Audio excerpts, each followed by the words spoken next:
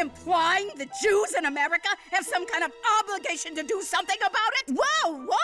South Park came back fearless as ever. In this episode, they roast online betting, the Israel-Gaza conflict, and even Trump's baby with Satan. Yeah, you read that right. It's dark humor, political satire, and Sheila flying all the way to Israel just to yell at Netanyahu's face. You're making life for Jews miserable and life for American Jews impossible!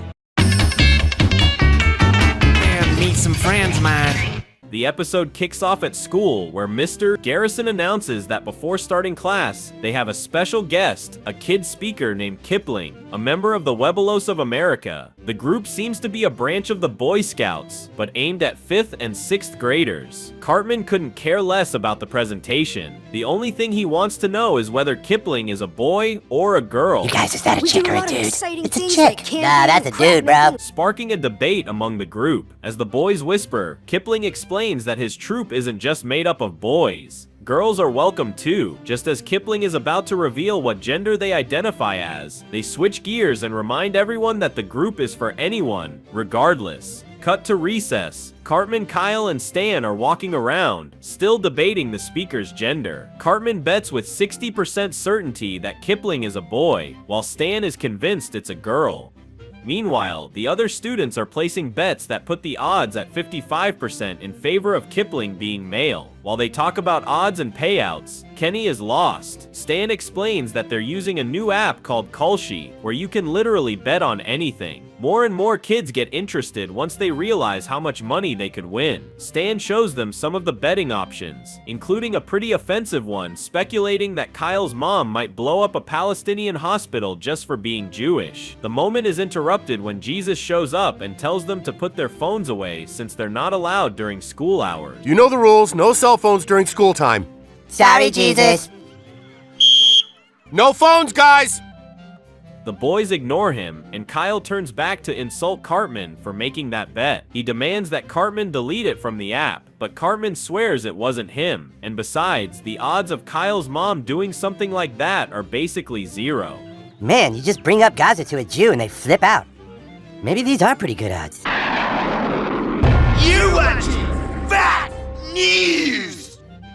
The story cuts to Fox News, where anchors report on the growing popularity of online betting. They explain that a legal loophole has been discovered in gambling regulations, and that the most popular bet right now is whether President Trump and Satan's baby will be a boy or a girl. Public opinion leans toward boy, but another app has better odds for girl, leaving everyone unsure which side will win.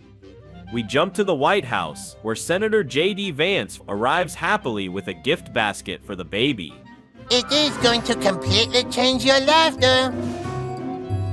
What are you talking about?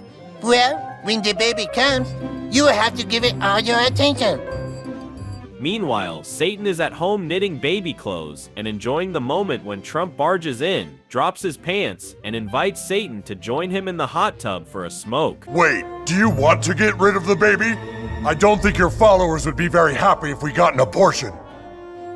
Hey, relax, guys! Back at school, Kyle confronts Jimmy for betting on his mom. Jimmy admits he knows it's unlikely, but if it happens, the payout would be massive. Oh, I know, Kyle. I told a joke about Gaza on a Zoom meeting yesterday and nobody laughed. I guess it's not even remotely funny. Kyle insists that Israel, Gaza is way too serious to turn into a joke. But instead of discouraging the kids, his speech actually gets more of them betting. Jimmy tells him to take it up with the app's administrator. Kyle calls the predictive markets advisor and demands that the bet be taken down. The advisor responds that all bets are regulated by the CFTC, and if Kyle wants to complain, he should go through them. Back at the White House, Trump sets a trap on the stairs for Satan, but instead Brendan Carr falls right into it. Whoa! Oh!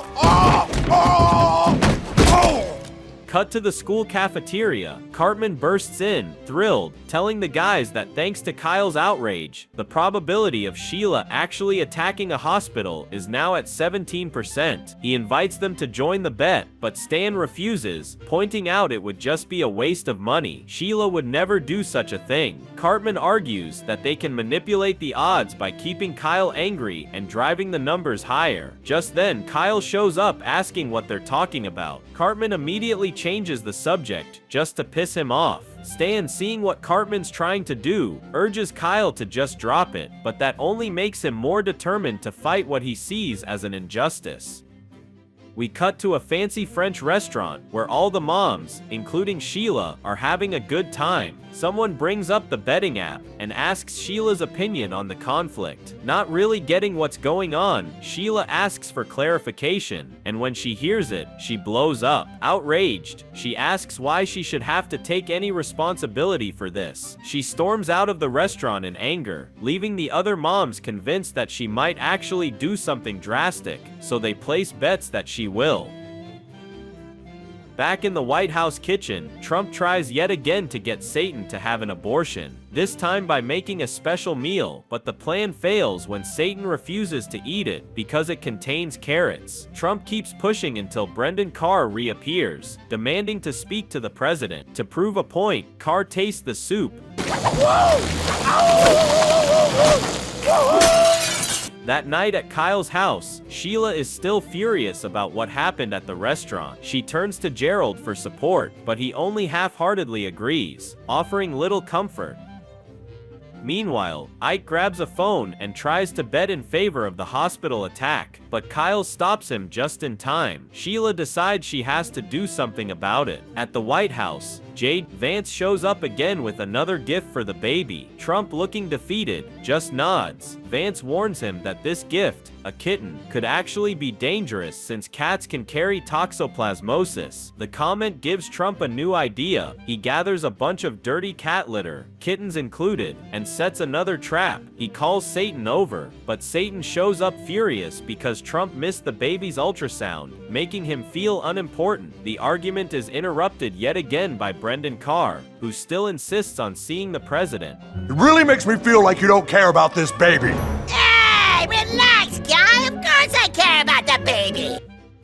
In classic South Park fashion, he falls into the trap and gets buried under a shower of dirty cat litter. Back at school, Cartman is over the moon. Thanks to him, the odds of Kyle's mom attacking a hospital have climbed to 95%, meaning betting against it now would pay out big. He excitedly wagers $1,400 using his mom's debit card, but his excitement turns to terror when he finds out Sheila is actually in Israel. Panicked, Cartman runs to Kyle and tries to help him stop Sheila from doing anything drastic, but Kyle, exhausted, doesn't even want to try anymore. Cartman urges him to call Israel directly, maybe through a diplomat or embassy. The scene shifts to the office of Israel's special advisor, who in a running gag turns out to be the same guy from before. Kyle tries to file a complaint, but the advisor tells him nothing can be done since the FCC director is unavailable. The scene shifts to a hospital room where Brendan Carr is now bedridden and in critical condition after contracting toxoplasmosis from the cat litter. Vance arrives with flowers and asks the doctor if Carr will be okay. The doctor warns that if the parasite reaches the brain, Carr will lose all freedom of speech. That baby cannot be born. And if you continue to interfere, I will make things very difficult for you.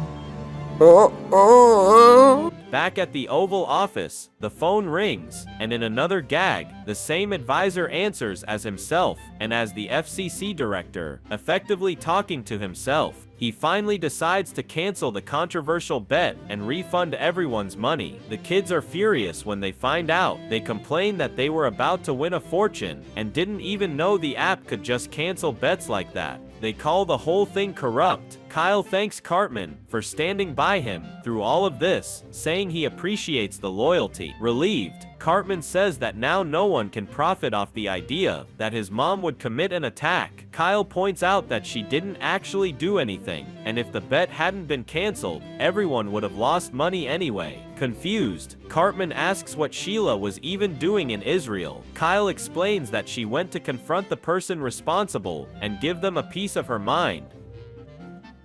The episode ends in Israel, where Sheila finally faces Netanyahu. She gives him a fiery speech, saying Judaism can't be used as a shield to justify making Jewish lives miserable or causing the deaths of thousands of Palestinians. This episode is packed with references, especially to politics and international conflict. It takes aim at online betting apps, which have recently stirred controversy thanks to new gaming interpretation rules that allow people to bet on elections and disasters, encouraging a detached, even callous attitude toward world events, not just in America, but globally. But the real heart of the episode is its commentary on Israel, Gaza, mocking how many Americans see the conflict with only superficial empathy, treating it like just another culture war issue rather than a humanitarian crisis. At one point, Sheila herself argues that American Jews shouldn't be dragged into this conflict just because they share the same religion, and she directly confronts Bibi Netanyahu, a major figure in Israeli and Middle Eastern politics, whose military decisions have been widely condemned to the point where the International Criminal Court has issued a warrant for his arrest. In short, this episode of South Park